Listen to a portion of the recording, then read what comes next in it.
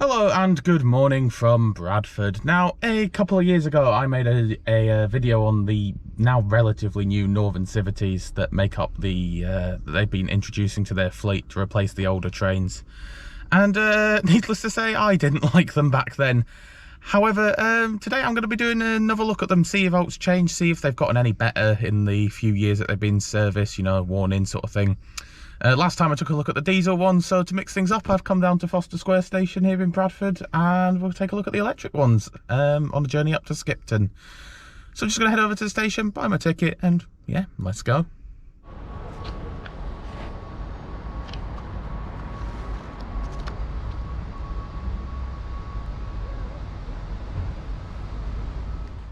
Along with the interchange, Bradford Forster Square is one of the city's two main railway stations.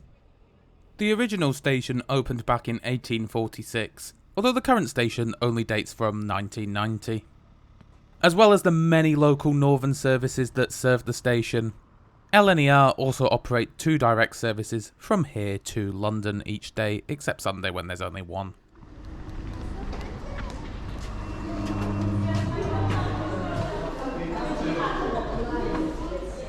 Entering the station we find a small waiting room, which also contains a newsagent's and a ticket office. You'll also find self-service ticket machines just outside the waiting room. Right, time to head through and await the arrival of our train.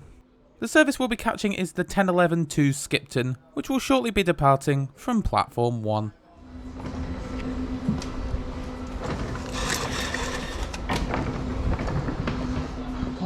Well, today we'll be travelling on the relatively new Class 331s. Many of these older Class 333 units still operate on a lot of the short-distance electrified northern services in and around Leeds and Bradford. Just like the Class 331s, these were also built by CAF, with these dating from the early 2000s.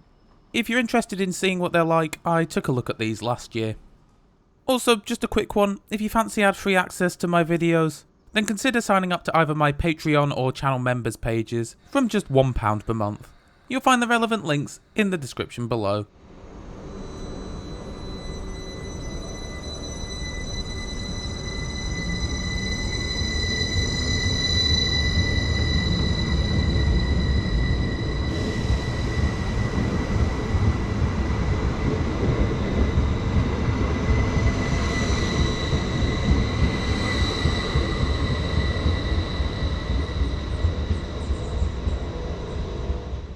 And here comes our train just now, having just completed a service from Ilkley.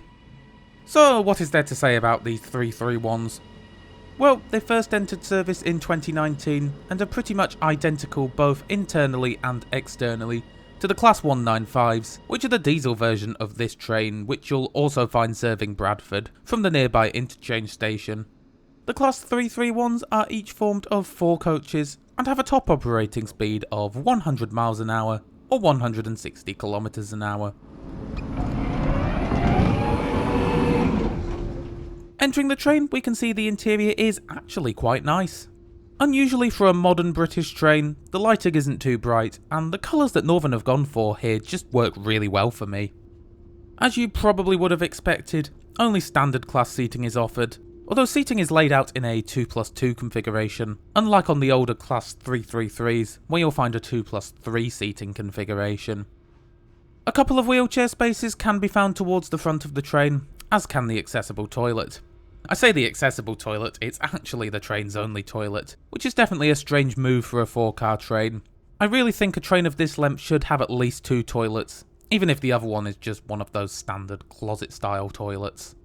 The rest of the carriages are all just more or less the same. I will say though that the train does feel very spacious for a short distance commuter train, although the fact that I've travelled off-peak probably does help a lot with that. I imagine that this isn't necessarily a sentiment shared by those who regularly commute on these trains at peak times. And in the rear coach you'll find some bicycle spaces.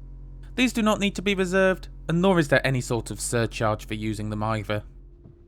Throughout the train, you'll also find these nice information screens, and it's good to see that they're now working properly and relatively glitch-free, unlike when these trains were first introduced. Commonly and Skipton. Please read the safety information. Door is closing. Train layout on this train. Please lock door. You need a valid ticket to travel. Again, the toilet was fine, everything was clean and working as intended, and you'll find everything you might need here, including a baby changing table. Customers are requested to remain vigilant. If you see anything suspicious, please report it to a member of staff or the British Transport Police via text on 61016. We'll sort it. See it, say it, sort it. Right, the seats, I'm still not a massive fan of them if I'm being honest. I will say though that in keeping with the rest of the experience thus far, they do feel rather spacious, considering that this is a short distance train that is. You will also find a tray table or a proper table if you're seated in one of the bays of 4, and a plug socket which is always good. The seats themselves though are of the ironing board variety. Granted, they're by no means the worst, but they're by no means good either, and are definitely on the harder side of things. Other than that though, not really much to complain about here. Right, before we set off, let's take a look at where we'll be heading today. Our route will see us heading northwest from Bradford, via the likes of Shipley and Keighley, before eventually arriving into Skipton. Today's journey will see us covering a distance of just 18 miles, or 29 kilometres. Scheduled travel time is 39 minutes, and we'll hit speeds of up to 90 miles an hour, that's 145 kilometres an hour.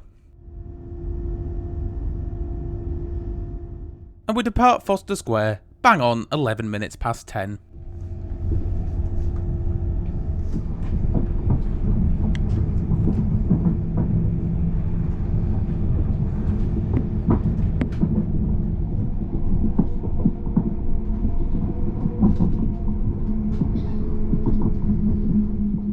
No sooner have we left and we're already arriving into our first stop, Frizinghall.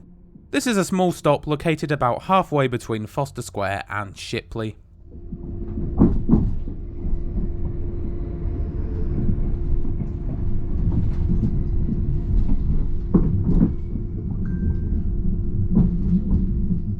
Shipley Station has quite an interesting layout, with the platforms being laid out in a triangle setup. This is because the station is situated bang on top of a junction, with the main line from Leeds to Skipton meeting with the branch line from Bradford here.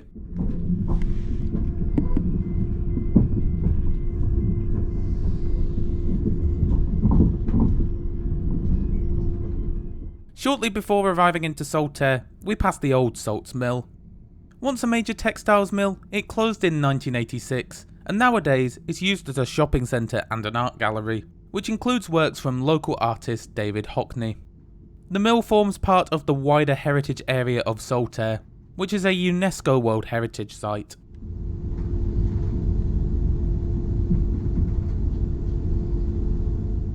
Just a quick note on the ride quality, I still think it's rather horrible and rattly. It's the same story on both these and the diesel version, and it's also very similar to what you'll experience on the Mark V coaches used on Caledonian Sleepers services, which were also built by CAF.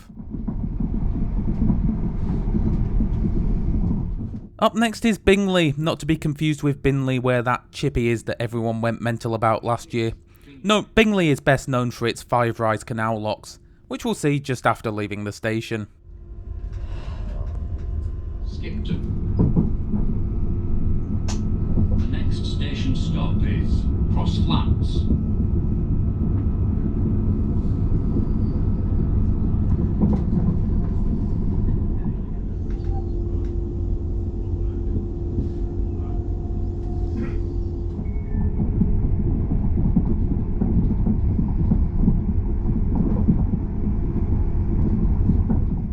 We eventually arrive into Keighley, where you can change for the Worth Valley Railway, which is a 5-mile long heritage line running out of the station.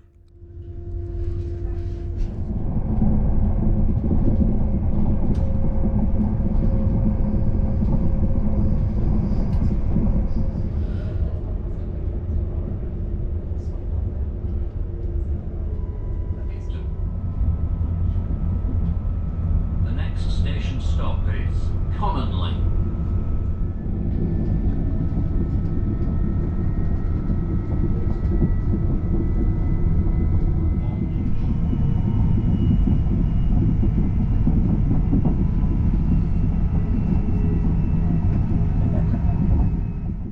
about 5 minutes out of Skipton, we arrive into our final intermediate stop of Cononley.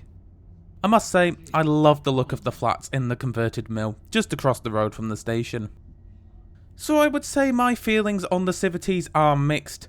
On the one hand, the seats are not that comfortable, and the ride quality is really rather poor. Sure, the seats are quite spacious, but that's no good if you're alighting with a bit of a sore backside.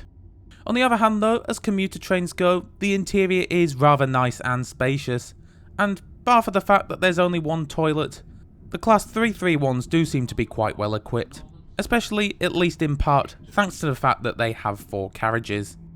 As for the cost of today's trip, an off-peak return set me back £8.70, or this would have cost £5.70 with a rail card, as I haven't got round to renewing mine yet.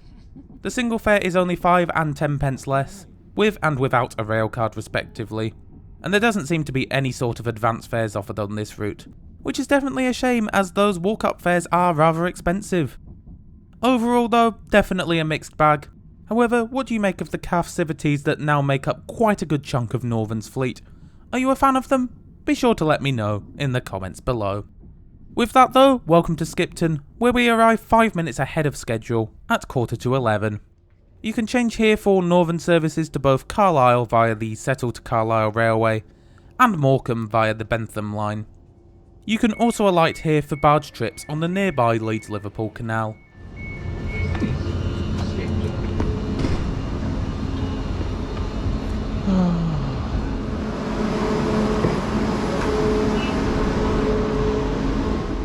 Just one last thing, look at this little relic. G&ER is certainly a name I haven't heard in a long time, and an operator I've got fond memories of. With that though, I do hope you enjoyed the video. If you did, I'd certainly appreciate it if you gave the video a like, dropped us a comment, and even subscribed to the channel. Also, be sure to hit that bell icon so that you get notified each and every time I upload, which is usually most Fridays. A special thanks as always goes to my fantastic patrons and channel members for their generous and ongoing support. With that though, thanks a lot for watching, and I'll see you all next Friday, when we'll be taking a look at a rather well-known green coach operator. However, bye bye for now.